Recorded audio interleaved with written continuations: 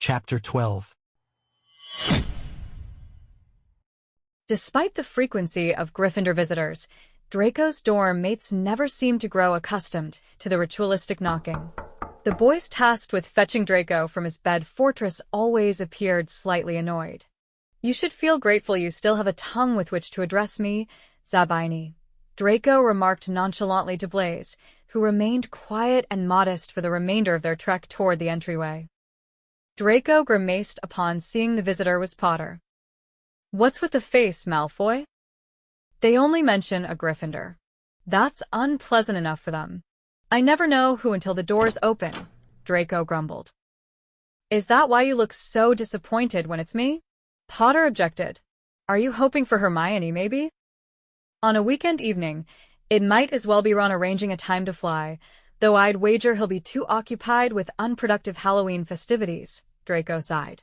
Despite himself, the sight of Potter nonchalantly leaning against the Slytherin entrance sent flutters through his stomach. "So, anyone but me, is it?" Potter mumbled, gaining his composure. "Well, too bad, it's me, Harry Potter."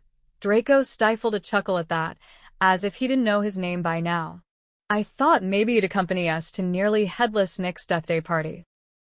"Really, Potter?" Draco drawled, lowering his voice, not wanting anyone in the common room to catch on, but he couldn't resist teasing. "Are you inviting me on a date? And without flowers? Courting a Malfoy takes more than fame, you know." "Quit it, Draco," Potter hissed, flushing that endearing shade of red Draco privately enjoyed teasing out. "It's with me, Ron, and Hermione. It's not like that, okay?" "Sounds like a double date," Draco bantered. "It's a Death Day party," Potter insisted.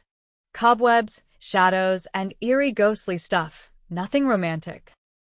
"Sounds like Slytherin seduction," Draco couldn't help teasing, watching as Potter, at a loss for words, seemed to sink into the dungeon stones. "All right, Potter, I'll attend. The trouble is, if I'm missing from the Halloween feast, the Slytherins might think I'm setting my troll loose again." Potter squinted dubiously. "But that was Professor Quirrell, right?" Draco felt a pleasing vindication, seeing they finally understood after enduring months of mistaken accusations against Severus. "Yes, but they aren't aware of that. I'll need to make an announcement. Hey, Slytherins." He turned, amplifying his voice with a sonorous charm, and let it rip through the common room. "This Halloween, there will be no troll in the dungeons. I'll be absent at the feast for reasons unrelated to troll magic. No need to secure your possessions. No Malfoy will release a troll. Finite incantatem," Draco concluded, turning eagerly to Potter. "So, when's the party happening?" Potter stared at him as if beguiled, his wide green eyes striking against the expression. "Sometimes, Draco, you baffle me." Draco leaned closer, whispering, "You've met the Dark Lord." Raising an eyebrow, Potter seemed to counter, "What's your point?" It was a pity Potter had amused him so thoroughly before they'd even left the Slytherin common room. Draco couldn't let anyone believe he actually enjoyed Potter's company. They strolled up to the Great Hall, giving Potter one last look at the festive decor he would forego. Joining Ron, Hermione, and Hagrid, they admired a pumpkin as large as Hagrid himself. "Any guesses then?" Hagrid asked eagerly. "No idea, Hagrid," Hermione said, examining the massive relief-carved shape. "Not a raven or a griffin?" "Maybe a thestral," Draco suggested, as they joined the group. "Nah, nothing from Hogwarts," Hagrid hinted. Draco enjoyed watching as the would-be savior floundered over Hagrid's expressionist endeavor, too polite to admit confusion. "A dragon," Ron guessed, scratching his head, a fair assumption given Hagrid's past fancies. As Hagrid shook his head, Draco placed a supportive hand on Ron's shoulder, feigning exasperation. "Really, Ron? No dragons at Hogwarts when I'm right here?" He could hear Severus dubbing him Vain Boy, but Hagrid's laugh at acknowledging the nickname, Little Dragon, graced Draco's ears. "Just as refusing to acknowledge Horcrux with Potter beside me." Hagrid laughed until tears brimmed, While the others remained mystified, Hermione visibly irked. "What's a Horcrux?" she demanded. "You're a card, little dragon," Hagrid said. "Any final guesses?" "An alchemy," Draco proposed. "A Horcrux," Ron tried bravely, earning a glare from Potter. "A hippogriff," Hermione ventured. Her face lit up when Hagrid declared, "Correct. Well done, Hermione. Off you go now, enjoy the feast."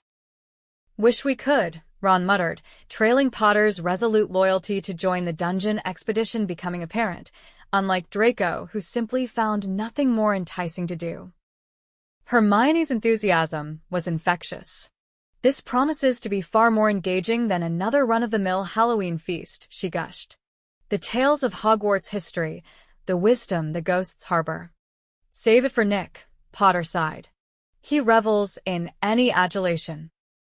The passage to nearly headless Nick's celebration was lined, ominously, with slender black candles bearing cold, blue flames.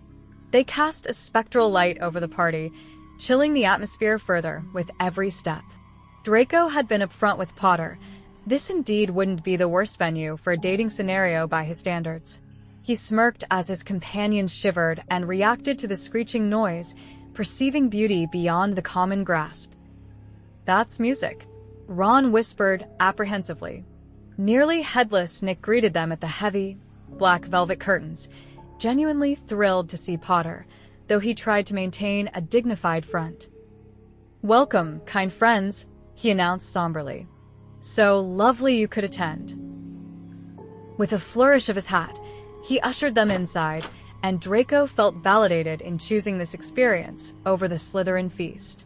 Here, ambiguity reigned, with guests gleaming pearlescent against a backdrop out of a dance of death dream. An ensemble played saws, not the most melodic sound, but less irksome than the feast's cacophony of bats. Misty air added an ethereal touch to the scene, expecting far less from Gryffindor's spirit, though someone else must have handled arrangements. He warmed himself and then the others with a charm as mist spread cold around them. "Focillo, Focillo, Focillo. Accio Mink," Draco incanted, summoning his pearl-toned mink from his dungeon room. With a flick, he arranged it around his neck, bringing bemusement from the Gryffindors. He supposed his reputation as Potter's strangest acquaintance would persist. "What?" "Fashion is a lost art to some." "Let's explore," Harry suggested, seeking warmth in movement. "Mind your steps," Ron joked, eyeing the dance floor warily. They sidled along its edge, Draco and Hermione clearly enjoying the eerie atmosphere while Ron and Harry seemed begrudgingly tolerant. "Look at that chandelier," Hermione admired, indicating a deep blue masterpiece sprawling above, its countless black candles casting a captivating glow throughout the room. "It's reminiscent of the decoration at Malfoy Manor, isn't it?" Draco noted. "Certainly," Draco affirmed as Ron gave a look of disdain and Potter showed a hint of reluctant admiration. Their expressions did not improve when Draco paused to acknowledge their house ghost, the Bloody Baron, who sent shivers down their spines. "What?" "It's just good manners," Draco said with a shrug as they moved on. Ron grimaced and almost collided with a shadowy group of nuns, who might seem to be planning a séance if they hadn't already left the mortal realm. Hermione halted suddenly. "Oh no, let's head back. Let's head back. I don't wish to encounter moaning Myrtle." "Myrtle who?" asked Harry as they retraced their steps. Draco quickened his pace to catch up, albeit slightly intrigued to reacquaint himself with Myrtle, although she likely wouldn't remember him. "She haunts the girls' lavatory on the first floor," Hermione explained. "A lavatory ghost?" "Indeed. It's been inoperative this entire year due to her temperamental outbursts causing deluges. I tend to steer clear of it. She makes any visit there unbearable with her wailing." "Look, food," Ron exclaimed, and Draco had to concede that the Halloween banquet was more appealing in at least one regard. The Death Day celebration gave off an unpleasant scent, a melange of decomposed fish heaped on ornate silver trays, decaying haggis, charred pastry, mold-encrusted cheese, and a sizable cake molded into the likeness of a gravestone which commemorated Sir Nicholas de Mimsy-Porpington's demise on October 31st, 1492. Ghosts drifted through the celebratory cake, with their mouths agape. "Can you savor anything by passing through?" Potter queried a nearby stout spectre. "Nearly," the apparition responded morosely, while floating away. "I assume its decomposition enhances the flavor," Hermione speculated, plugging her nose and approaching the fetid haggis. "Like the Tantalus spell, in a manner," Draco remarked offhandedly, then sighed as Hermione gave him a curious glance. "I'll fill you in later, Hermione. If we don't advance swiftly, I fear Ron might vomit upon the sour cabbages." The moment they stepped away from the table, Peeves greeted them, twirling in the air. Potter acknowledged him politely despite Peeves' garish attire, an orange party hat and a spinning bow tie, which Draco thought would have been better left unacknowledged. Peeves then offered them fungus-coated peanuts. Snape would surely know the fungus type, and Draco reflected that Snape might have preferred this event over the Halloween banquet. Perhaps if Draco could secure another invitation next year when Gryffindor resumed their mundane festivities, he might bring Severus along. "Heard you mention poor Myrtle," Peeves cackled with a mischievous expression reminiscent of the Weasley twins planning pranks. "You were mean about poor Myrtle," he crowed, inflating his chest and shouting, "Hey, Myrtle." "No, Peeves, don't convey what I said. She'll be terribly upset," Hermione hissed beseechingly. "I truly didn't mean it. I don't mind her. Hi, Myrtle." Draco felt a mingling of past sorrow with bittersweet reminiscences at the sight of the ghost who was his confidant during some distressing months. She was also a short, melancholy, and incessant complainer. "Yes," Myrtle replied sulkily as Draco settled back, enjoying the humor of Hermione and Ron being cornered. "How have you been, Myrtle?"